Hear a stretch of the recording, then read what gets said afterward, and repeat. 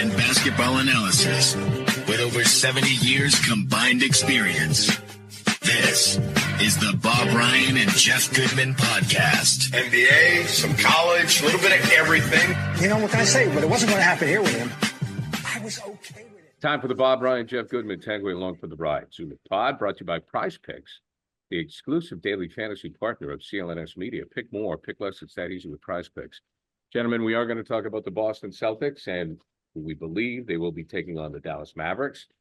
But first, we have to start with the passing of one of the all-time great basketball players, personalities, deadheads, poet, philosopher, characters, Bill Walton. And Bob, I'm going to start with you because I know Jeff has some stories, but of the three of us, I think you had the most experience of a life well lived, Bill Walton.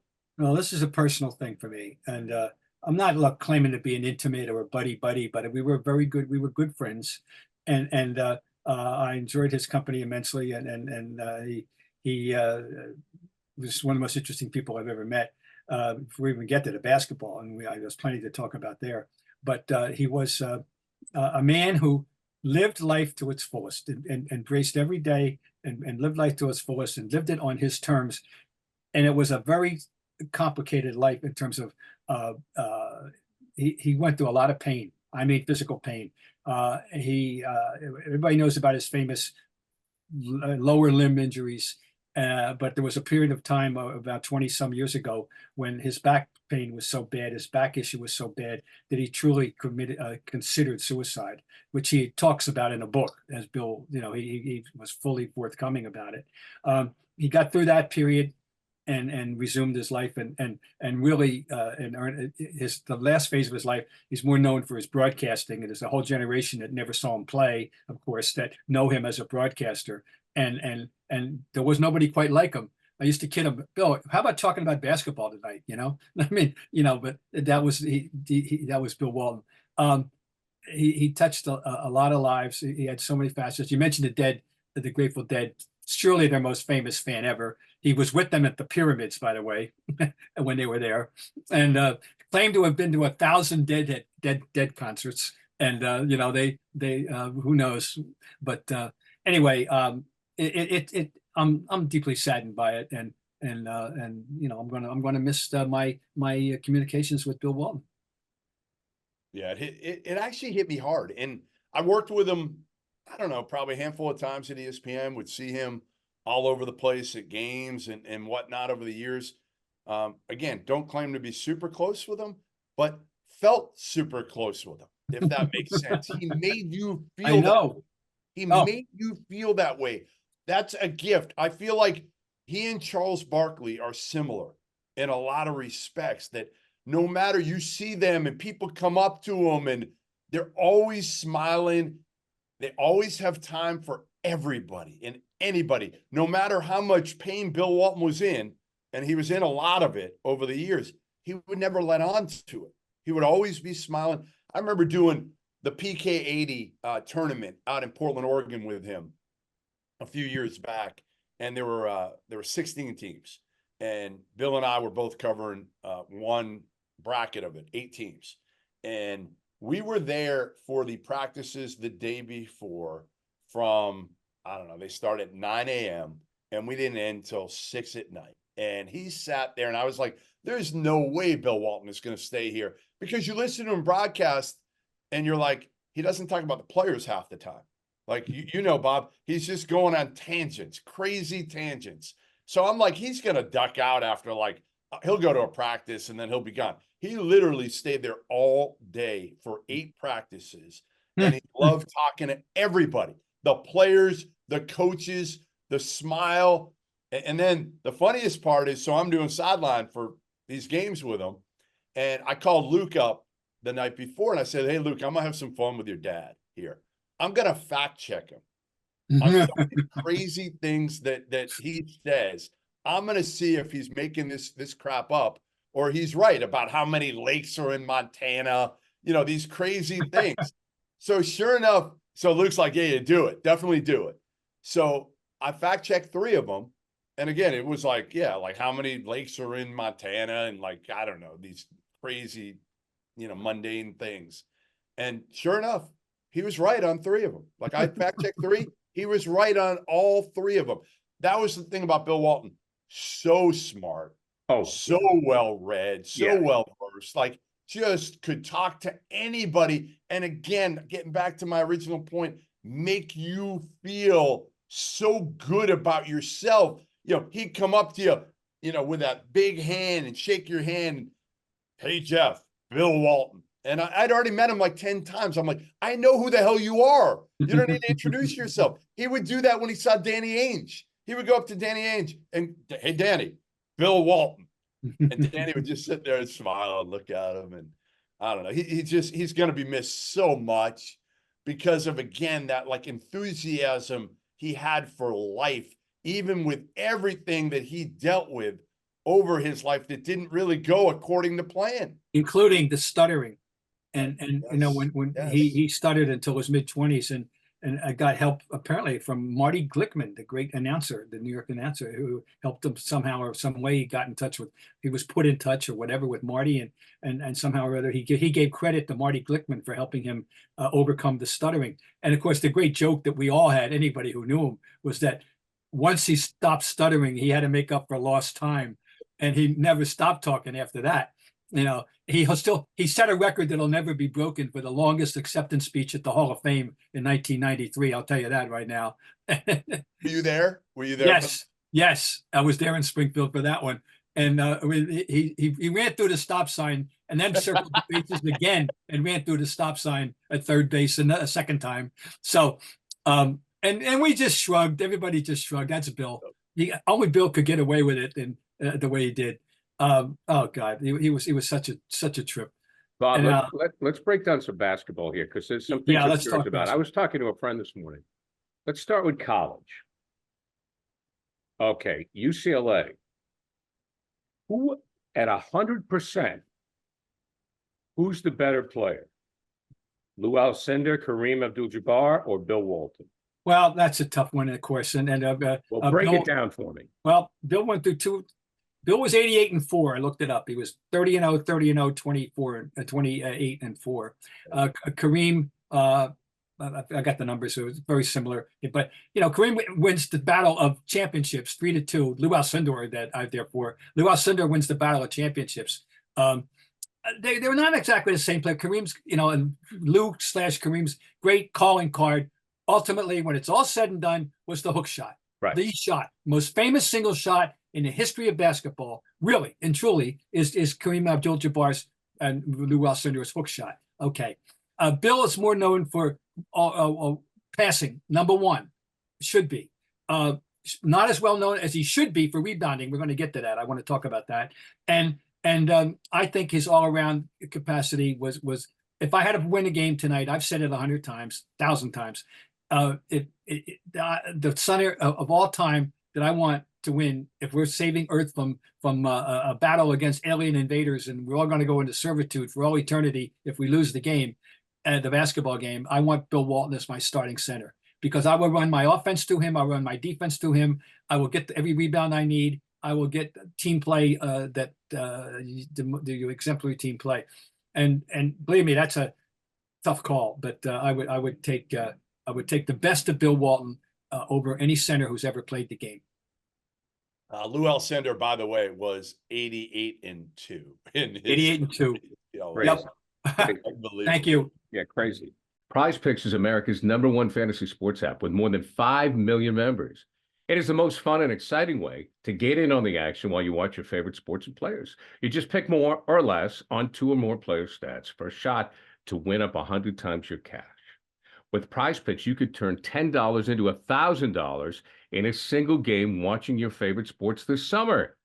You can make a Prize Picks lineup in as little as 60 seconds. You just need to pick more or less on 2 to 6 player stat projections, and you're locked in. Now, if you're looking for promotions, Prize Picks has got you covered every week, from lowering select player stats projections on Tuesdays, which increases your chance of getting a win, to getting your entry fees back if you have a losing lineup on Fridays. The finals mean more on Prize Picks, and so do the star players. You get boosted playoffs on selected basketball stars that you won't find anywhere else. Now, this week on Prize Picks, I'm looking at Jason Tatum, more than 26.5 points. Jaylen Brown, more than 3 threes, which may be aggressive, but I'm running with that. Download that app today and use a code CLNS for a deposit match up to $100. Prize Picks. Pick more, pick less. It's that easy. Well, I think the passing, that's what we were talking about. And I said, I just remember Bill being a better passer than Kareem. You know, that was more than anybody, except now there's only one challenger, and that's we have a challenger now, and that's Jokic. Yeah. Jokic is the first person that deserves to be mentioned in the same breath as Walton as a passing center. Okay, let's talk about that 77 Trailblazer team led by Dr. Jack Ramsey and those unbelievable leisure suits. That team, was that team expected to contend that year, Bob? No. And first of all, Bill hadn't yet hit his stride as a professional due to the injury factor that was always there. But that year, even that year, he only played in 60-some games, and they found themselves in the second half of the year, and went into playoffs, and they weren't the favorites.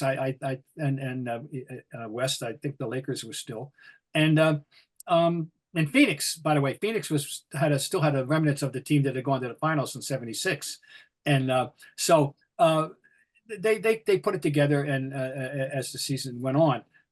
The thing about that team is it was so young.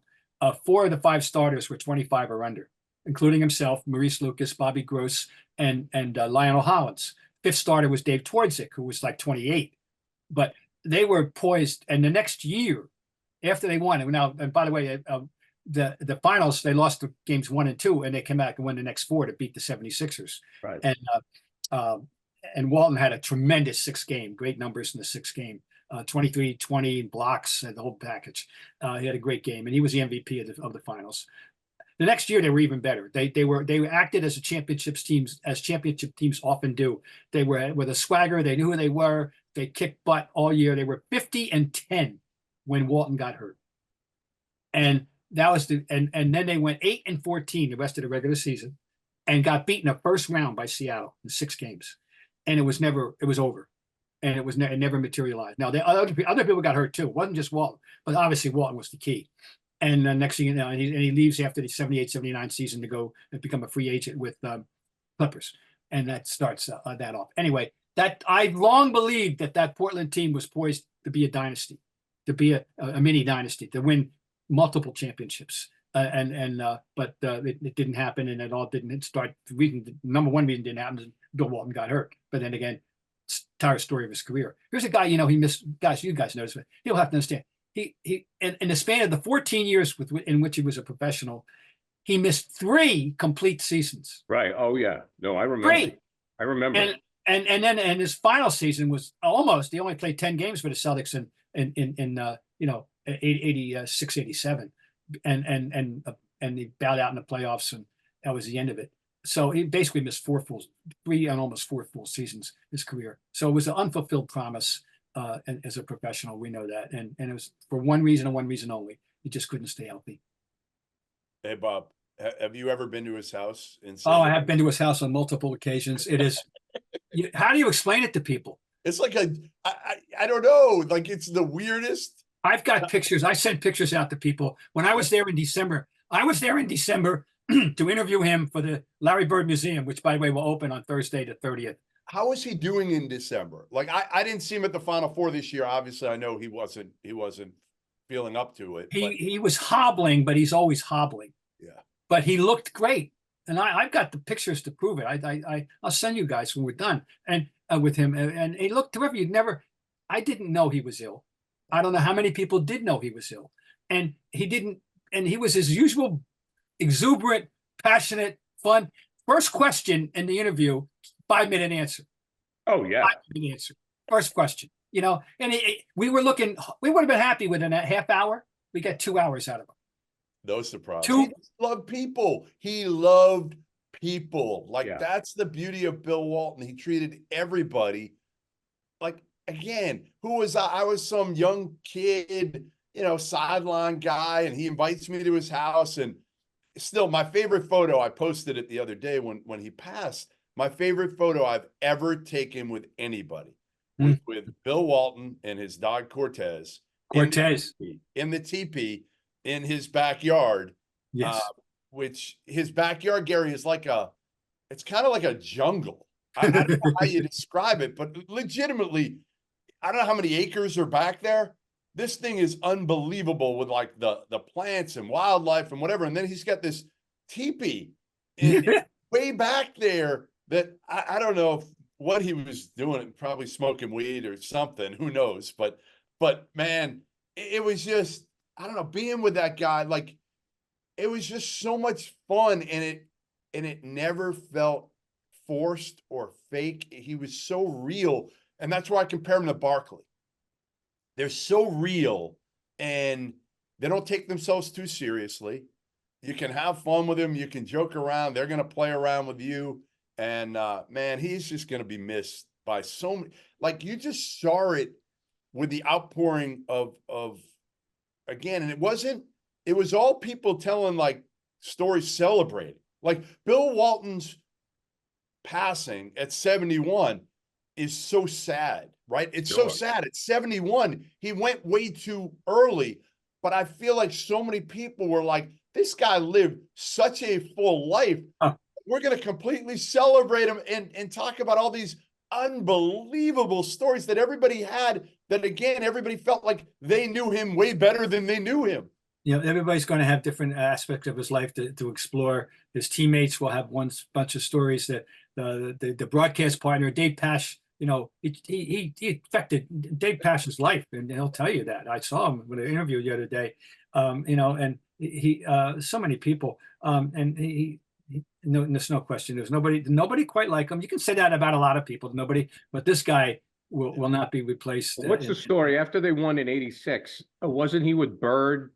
Is this in Bird's book? He passed out in the back of a pickup truck at Larry Bird's house. I don't know about that one. Something like that. Tell me. I don't know that one. I'll tell you that. But he was with Bird. He went home with Bird to Indiana to celebrate the title. That I remember. All right, let's move ahead then. We all know he never was able to play for the Clippers. He was never healthy. So one last shot at another title in '86, Bob, when he comes here.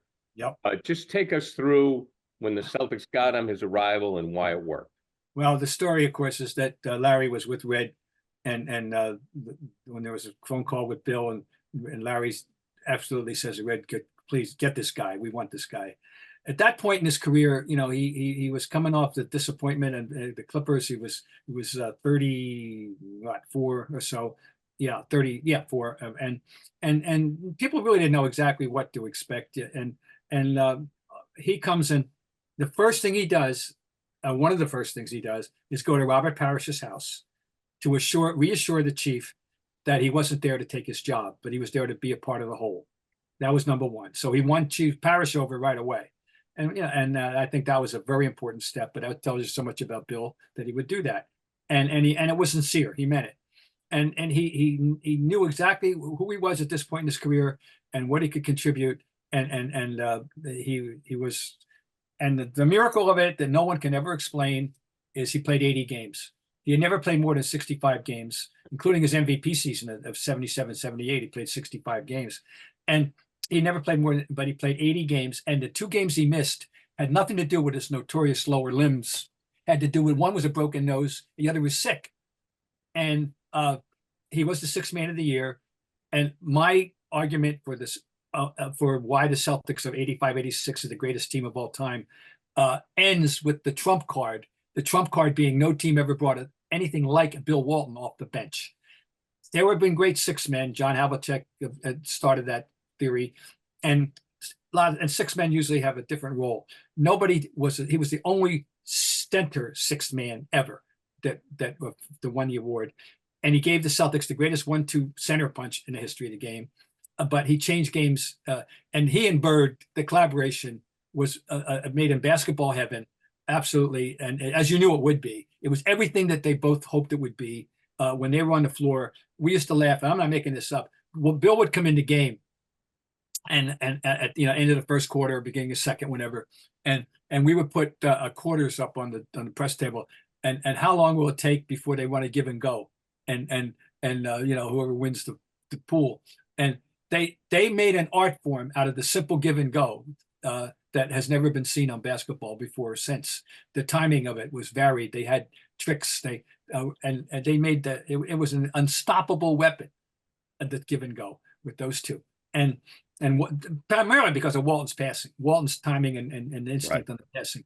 But Larry could finish, of course, at either side of the basket. But and no, very seldom do anybody else want to give and go it, and the guy winds up on the other side of the basket. But with those two, they did. Anyway, it was he was the happiest guy ever to join the team that I've ever seen, and was so happy to be there, and he liked everything about he liked the on court, off the court. He loved the sociability, the camaraderie, and you know, Rick Carlisle was expounding about it the other day. He was a member of the so-called green team, and you know, and they practiced every day, and then when they scrimmaged that year, it was for real. They wanted to win, and the green team, which was the second team, was anchored by Bill, and they won their share because of Bill Walton. I mean, there's no other possibility that any other circumstance in any other team where the first team would be, you know, have a struggle. A team as good as the Celtics first team would have trouble struggling to beat the second team, except that Bill Walton was anchoring the second team. So that's how good he was. And I think, did Carlisle also tell a story how Bill got him tickets to the Grateful Dead? Oh yeah, and Rick had a new girlfriend, and he wanted to first date, Bob. First date, and they were in D.C. at Landover in Maryland, and he asked Bill, "Could you do something for me?" And he said, "Oh, I'll take care of it. You know, I'll take care of it. And just show up and tell him you're Rick Carlisle from the Celtics, and Bill Walton sent you." And sure enough, it worked. Carlisle goes, "We're on stage. We're on the stage." He goes, "After we're hanging out with Jerry." Yeah, he's hanging out. Yeah. By the way, Jeff, you made an allusion to his house, and you can appreciate it, and you can't explain it to anybody. I've got plenty of pictures of it. His first floor it's not like anybody's first floor that you'll ever see in any house in America. I can tell you that. The only conventional room is the kitchen. Kitchen looks like anybody's kitchen. Yeah. The rest of it is so laden with memorabilia and stuff and things and including legitimate Grateful Dead instruments, drum sets, guitars that are the real deal stuff. And there's no other house like it in America. Imagine how his wife dealt with that. Oh, like how did she? I mean, it was a disaster. Like you walked in there and you're like, oh my God, like I don't know how anybody can live in this stuff everywhere, every room, you know, like things on the walls, like no empty space. There were pictures and you name it.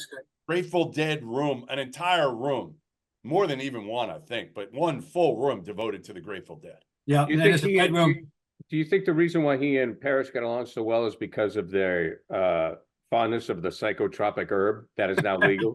Could be. That might have been a little bit of a bonding thing. Who knows? Oh yeah, that could be. Imagine walking into that hotel room.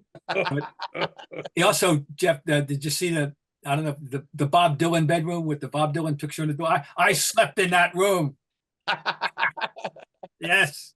I slept in the Bob Dylan bedroom. I can't believe that you were there in December, and again, he didn't let on. I can't. You had no idea. That... And I was with Bob Knoll, who was the guy whose company is building the Larry Bird Museum and organizing it. Bob and I were there, and he was, and he'll tell you, verify. He's stunned when we talked to him about it. He couldn't believe it when he heard, because he looked so good. He looked terrific. It was no remote indication. I knew when he wasn't at the Final Four, Bob. I asked somebody, and somebody had told me that he wasn't doing well. I didn't know it was cancer. I know. And Final Four almost every year. He's got this stool that he sits on, and right courtside there. And I don't know if he's doing radio. He's been doing radio or what for the Final Four, but yeah, I'm gonna miss him, I think, and I'm one of so many that will say that they're going to miss, again, just seeing him, being around him. I don't know, man. I want to talk about one basketball aspect because it's unique to him, in my judgment. Okay. his rebound technique. After a while watching, I said, "Oh my God, his timing about when the ball hit the rim and came off the rim was so impeccable that he timed it. It looked like he was basically flirting with of interference with goaltending because his time, and it was like he would sweep the ball off the rim as if you were sweeping crumbs off the table. Yeah. Picture this movement of sweeping crumbs off the table, which we all do, the ball off the rim, and part B, so often before we even hit the ground, he's turning his body and throwing the outlet pass. There's never been anybody else doing that in that manner. Nobody. And he never wanted the attention. He never wanted to really talk about. Again, that's the sad part. All these kids now, they now understand, maybe because of his passing, how good he was. But he never told these kids when he was interviewing them. You'd have other coaches come up and tell the player, the college player, "Hey, do you know who you're talking to?" And they're like, "Yeah, this dude who talks about nonsense during the games." And they're like, "No. This was like as good of a player as ever has played this game." And they had no idea because before we put the current wrap on it, I have to stress how he identified as a Celtic. It is almost as if he had never been to Portland. And it had nothing to do, by the way, it was two things. One, he loved the Celtics and grew up. Who was his idol? Bill Russell. He grew up in La Mesa, California, but he wasn't a Laker fan as much as he was a Bill Russell fan. Okay, number one. Number two, he identified as a Celtic. He enjoyed that year. It was almost a more important championship to him almost than the one in Portland. And it had nothing to do with the city, which he loved, the teammates whom he loved. And in fact, they named his son Luke after Maurice Lucas. People should understand that, or anything to do. It's the organization. He did not like the organization, the way he was treated, the way he was misdiagnosed by the doctor, and he thought it was a penurious organization. He thought they were cheap bastards too, so he had no love lost for Portland. He loved Dr. Jack. Oh my God, no question, and vice versa. But he identifies as a Celtic, and that was totally important to him.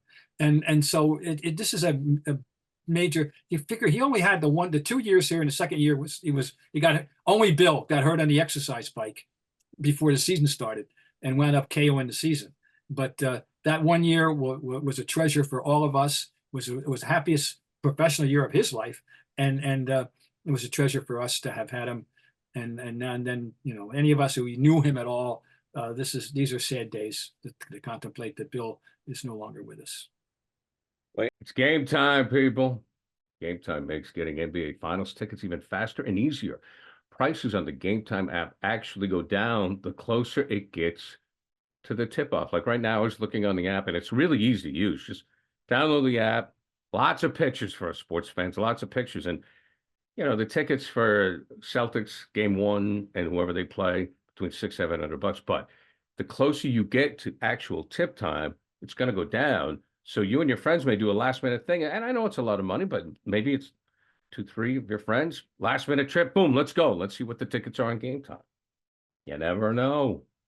With killer last-minute deals, all-in prices, views from your seat, and their lowest price guarantee, Game Time takes the guesswork out of buying NBA tickets. Last-minute tickets, flash deals, zone deals. Okay, here's the deal. Last-minute deals save up to 60% off buying last-minute for sports, concerts, comedy, theater, etc. Now, the flash dealers save even more with exclusive in-app deals on select seats ahead of the game or the event. Save even more when you choose a section for the zone deals. You choose a section, let Game Time choose the seats. Sounds pretty good to me. Take the guesswork out of buying NBA Finals tickets with Game Time. Download the Game Time app, create an account, use code CLNS for $20 off your first purchase.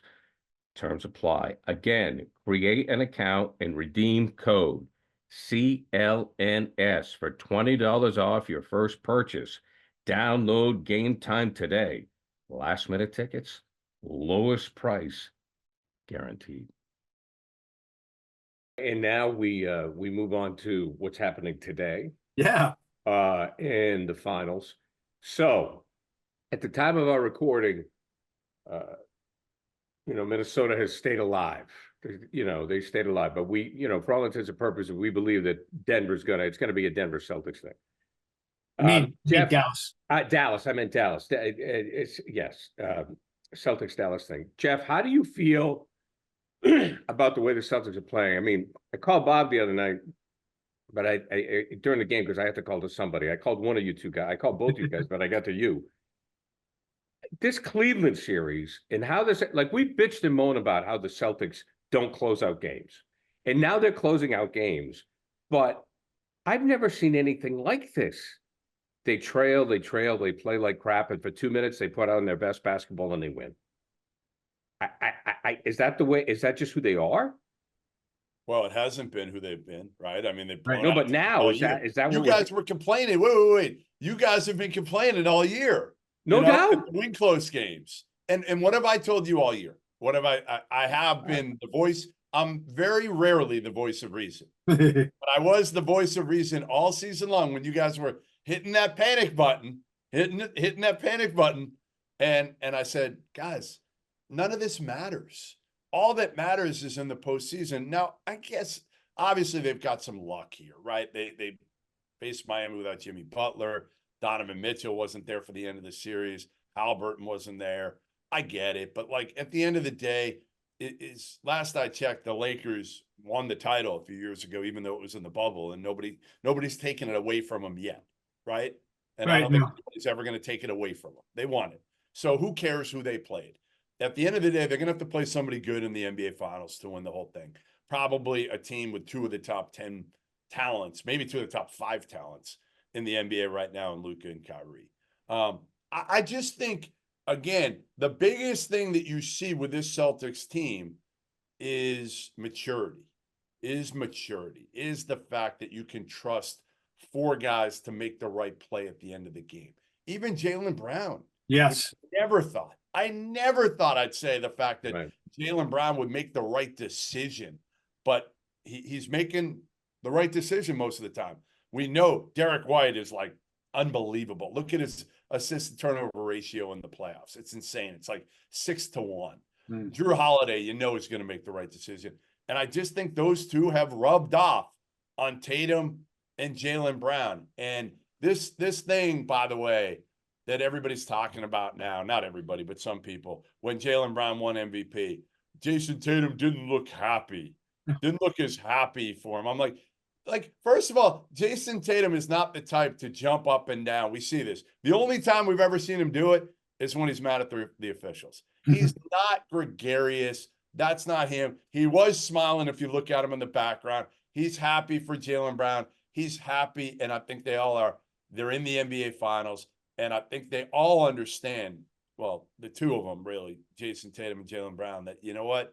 If they lose another one, none of these individual awards or statistics matter because they're going to get crucified if they don't win the NBA title. Right. Ultimately, they got to figure out a way to do it together, and they have with the help of Drew Holiday and Derek White. My only little nitpick at the moment, all right, let's just back up for a second. They've won 3 close games. We grant you that Rick Carlisle took the full blame for messing up one of them, and it's true. They won another one when Brown hit an improbable shot.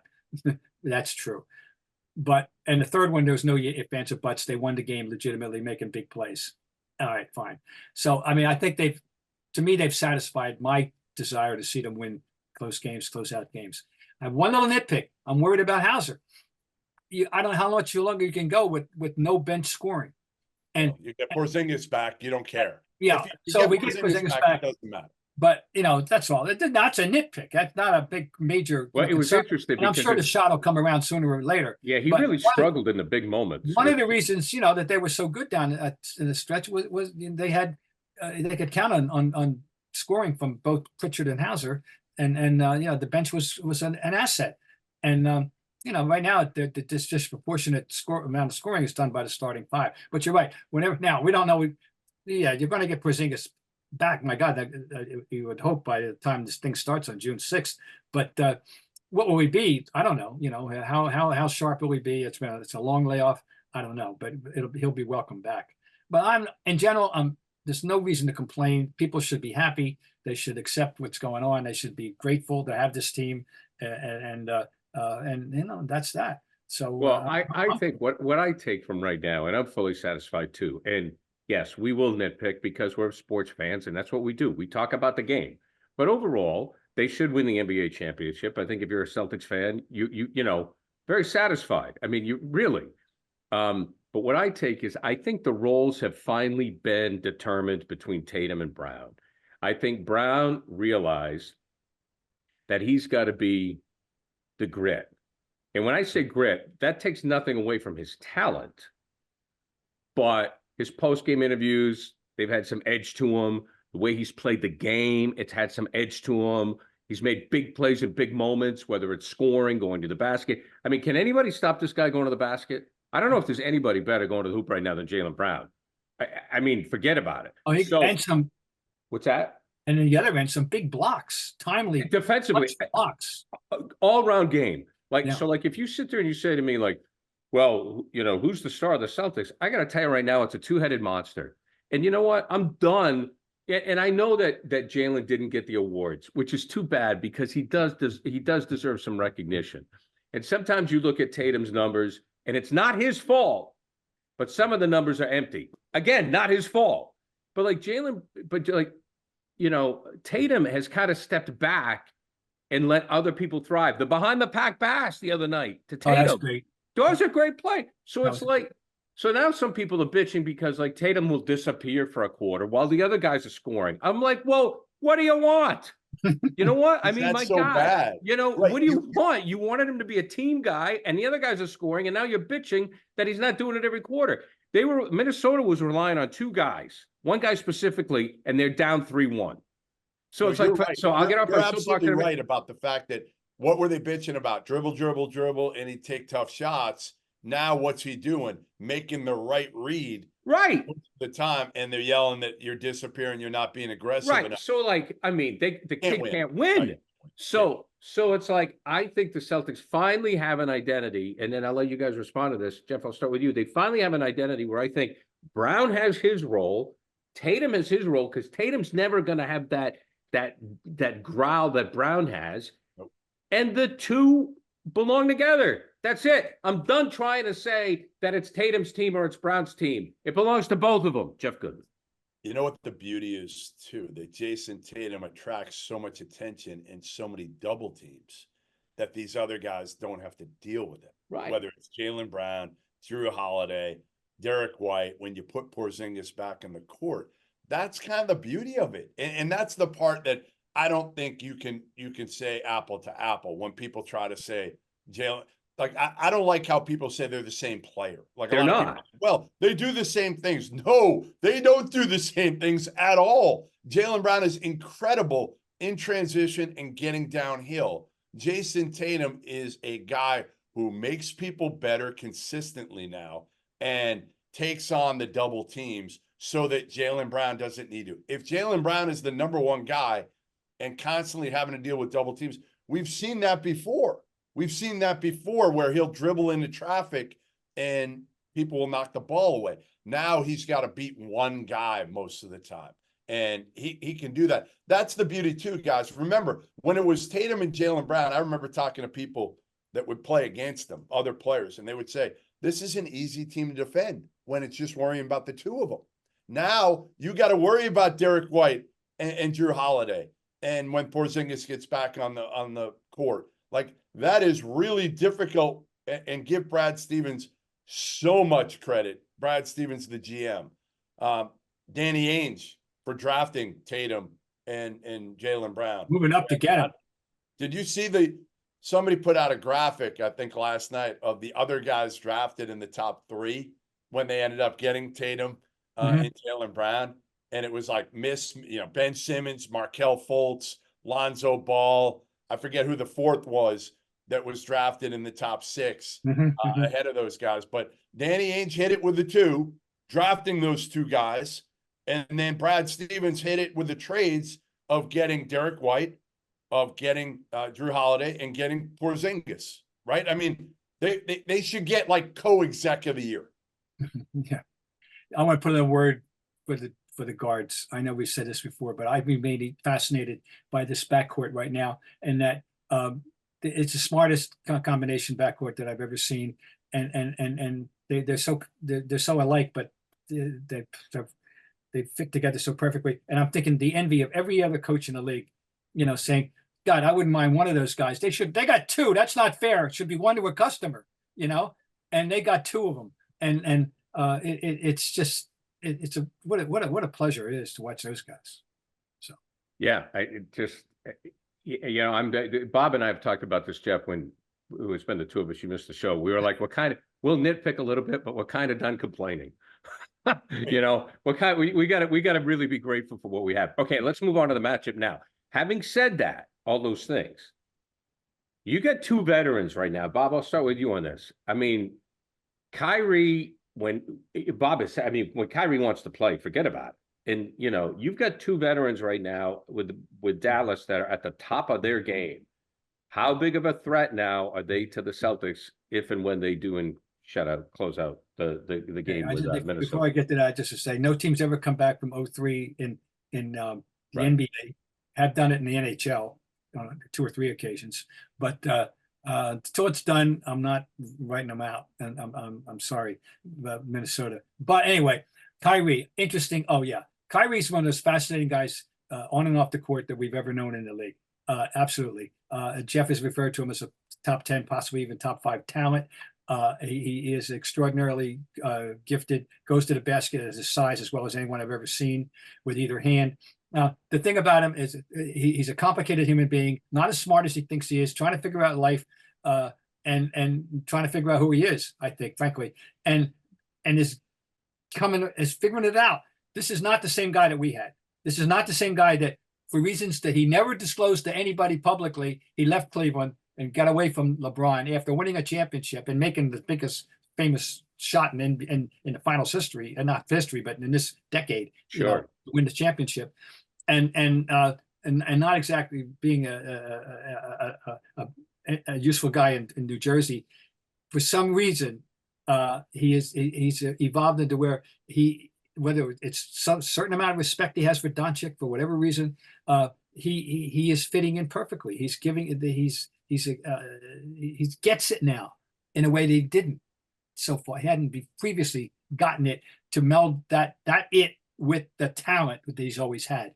He's a scary force right now. Now, having said that, he had a bad night in Game 4. He had a very bad night. He went 6 for 18, 1 for 6 on threes. Okay, he had a bad night. Anybody can have a bad night. Let's see how. I suspect he'll bounce back well. But I got to give the guy credit. It's taken a while. He's in his early 30s now, but he's got that marriage of talent and know-how and willingness to share that is making him a real serious threat. I mean, he had 5.5 years where he was crucified, and rightfully so for most of them. Yeah, right? Wouldn't guard a chair. I mean, honestly, couldn't guard a chair. Didn't care about guarding. Again, I've always described Kyrie off the court. He's moody. On his best day, you love him. And his teammates were like that. On his worst day, they couldn't stand him. And they never knew what they were going to get from him. Right. I feel like now, there's some parallels here, guys, a little bit, in a way, to Rondo. I think Rondo, a lot of people didn't love playing with Rondo early in his career. And at the end, players loved him. And I feel like maybe Kyrie's gotten that way where, and again, Rondo always thought he was smarter than everybody. Whether it was the coaches, the players, whatever. Kyrie's the same way, can kind of be standoffish a little bit, can piss some people off with what they say. They don't have a lot of tact. Well, I think maybe at this point in his career too, Kyrie's embraced the fact that, I know I'm Robin. I'm never going to be Batman. I can't win it all being Batman. I don't know. I don't know what it is. The other part, guys, here's the other part. So Nico Harrison runs the Mavs. Okay, they hired him a couple of years ago, and he was at Nike for years. He's known Kyrie since Kyrie was 16 years old. So I wonder if there's some sort of synergy there. Because I think for Kyrie, so much of it is about trust. And if he doesn't trust you and he doesn't respect you, it's hard, man. And I think Right. he respects Nico and he respects Luka.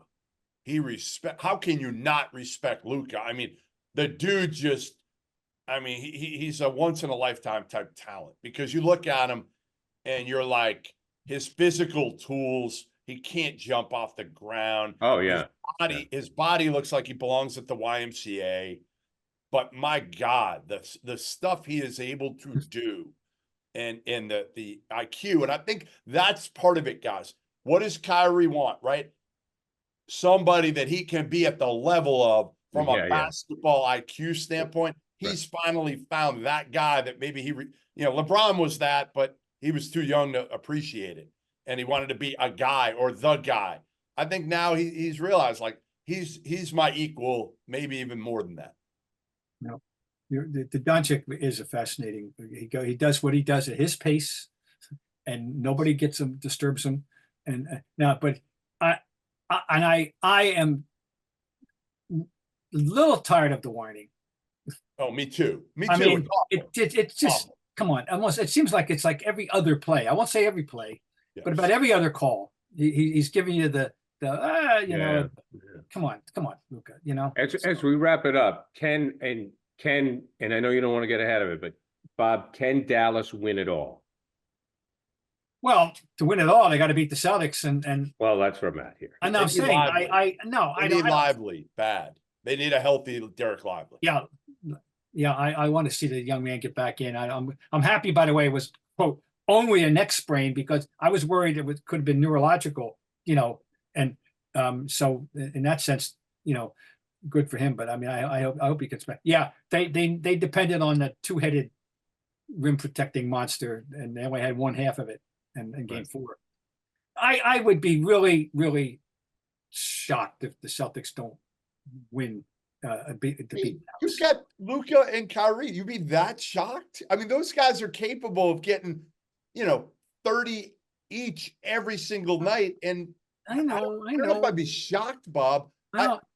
It depends on Porzingis, doesn't it?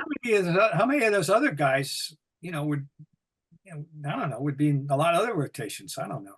It would be a tribute if they ever were to pull it off. It'd be a hell of a tribute to them. I'd take my hat. I'd salute them. I'd say, okay, I'm fine, but I'm not. I find it hard to believe that will be enough to beat the Celtics. Listen, I'll say this too. I mean, PJ Washington's been awesome. Again, Gafford is. If you have a Gafford Lively duo down there, and I also think, guys, there aren't many guys in the league that can match up with Jaylen Brown. Derek Jones, defensively, can match up with Jaylen Brown. He can make life difficult for Jaylen Brown. No doubt about it. Well, fine. I know. Look, if they will have earned their way there. I always say that they will definitely have earned their way there. So that makes them worthy. At all. So okay. All right, gents. Well, we will have certainly more time to talk about this again. We pay tribute to the late, great Bill Walton. This was a better place. It was a better league with him. All right, for Jeff Goodman, I'm Gary Tanguay. We'll talk again next week right here. Brought to you by Prize Picks, exclusive daily fantasy partner of CLNS Media. Prize Picks. Pick more, pick less. It's that easy with Prize Picks. See you, fellas.